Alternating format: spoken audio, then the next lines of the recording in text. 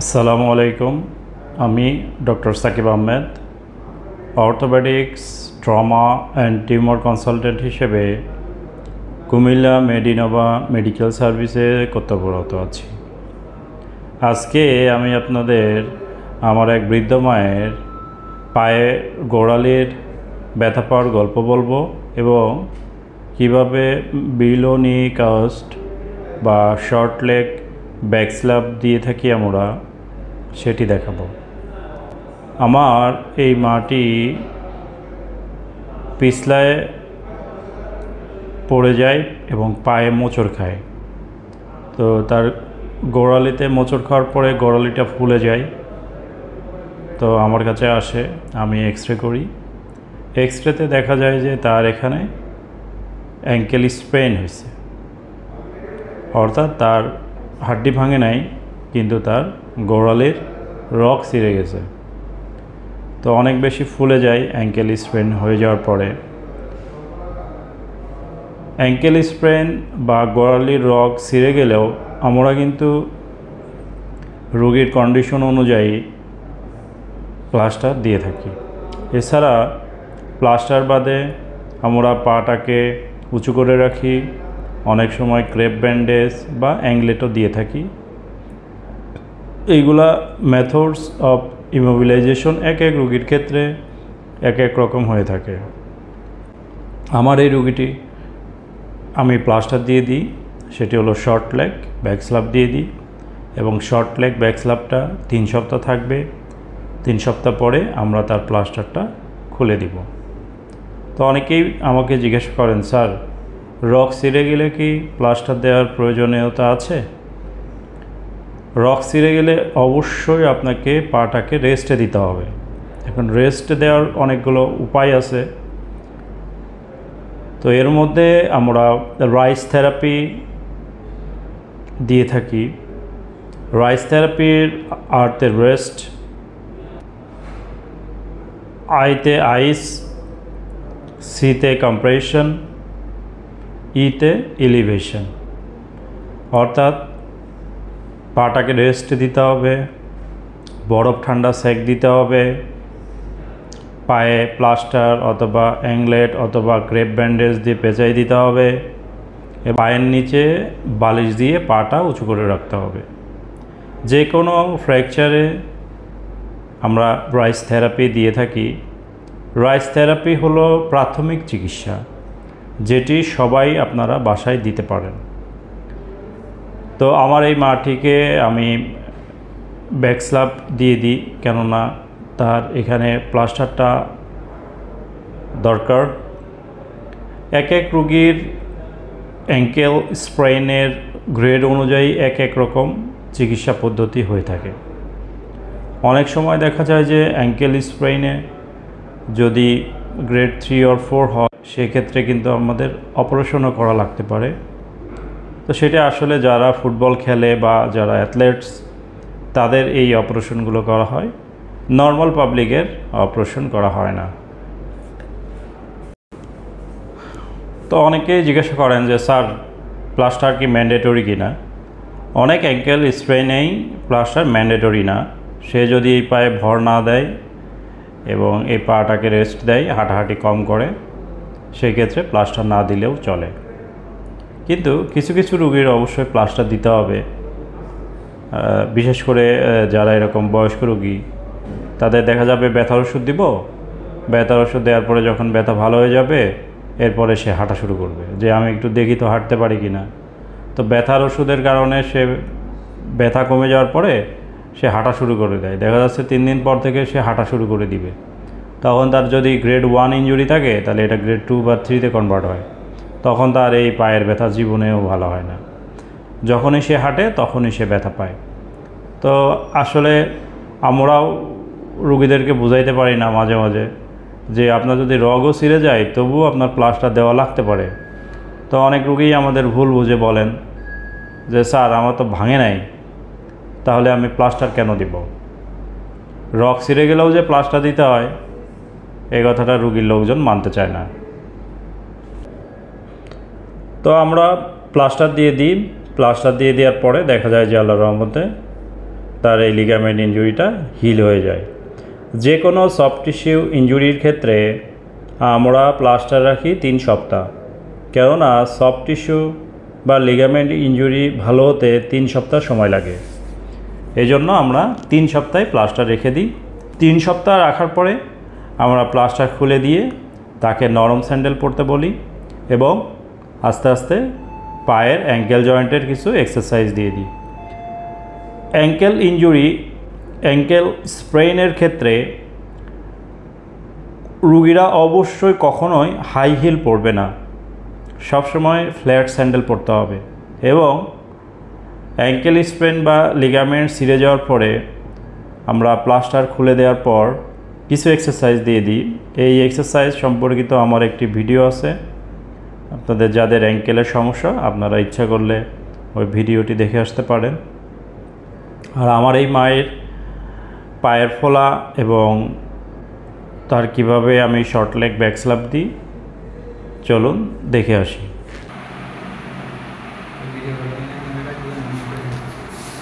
না না, তুই করবি, উনি আছে তো ধরবে।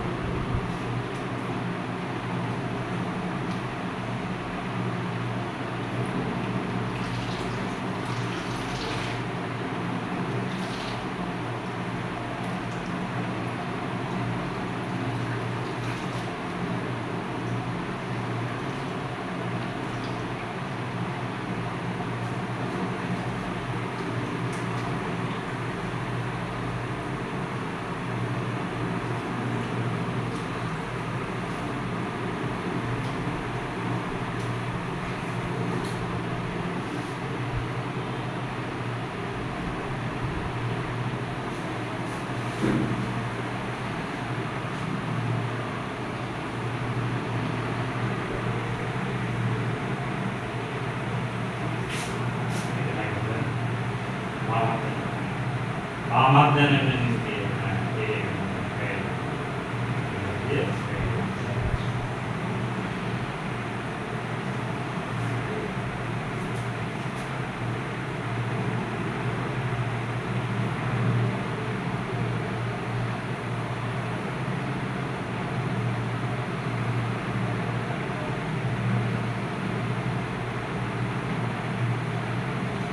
প্লাস্টার করে দিলাম। প্লাস্টার করার পরে পায়ের নিচে সবসময় একটা বালিশ দিবেন, ঠিক আছে?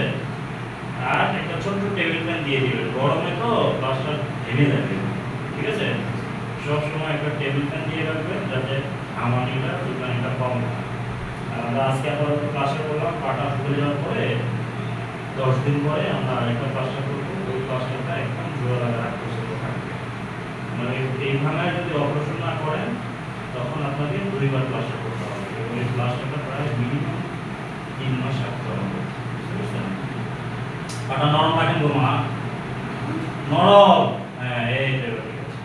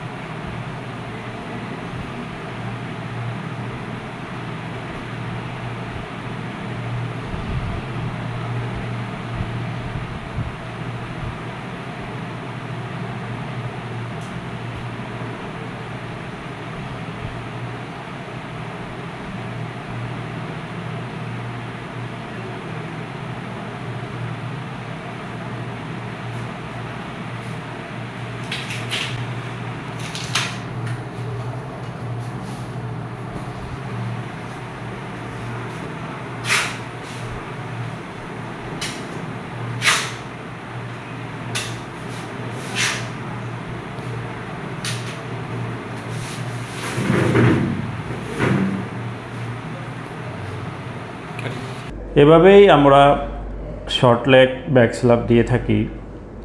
যে কোনো ফ্র্যাকচার বা লিগামেন্ট ইনজুরির ক্ষেত্রে আমরা প্রথমে মেথডস অফ ইমোবিলাইজেশন ফলো করি। ফলো করার পরে আমরা রোগীকে কিছু ওষুধ দিয়ে দিই। ওষুধ দিয়ে দিলে তার ব্যথা চলে যায়। এরপরে একটা নির্দিষ্ট সময় পরে আমরা প্লাস্টার খুলে দিই, খুলে দিয়ে ব্যায়াম দিই। তো যে কোনো আঘাতজনিত কারণে আপনি আপনার নিকটস্থ অর্থোপেডিক সার্জনের কাছে যাবেন। সেই ক্ষেত্রে আপনি আপনার প্রপার ট্রিটমেন্ট পাবেন এবং পরবর্তীতে দেখবেন যে আপনার পায়ে বা হাতের আর কোনো প্রবলেম হচ্ছে না। তো আমার এই ভিডিওটি দেখে যদি ভালো লেগে থাকে অবশ্যই লাইক, কমেন্ট এবং শেয়ার করবেন এবং আমার চ্যানেলে যারা নতুন আছেন অবশ্যই সাবস্ক্রাইব করে নেবেন যাতে পরবর্তীর ভিডিওগুলোর নোটিফিকেশনগুলো খুব দ্রুত আপনাদের কাছে পৌঁছে যায়। তো সবাই ভালো থাকবেন, সুস্থ থাকবেন। ধন্যবাদ সবাইকে।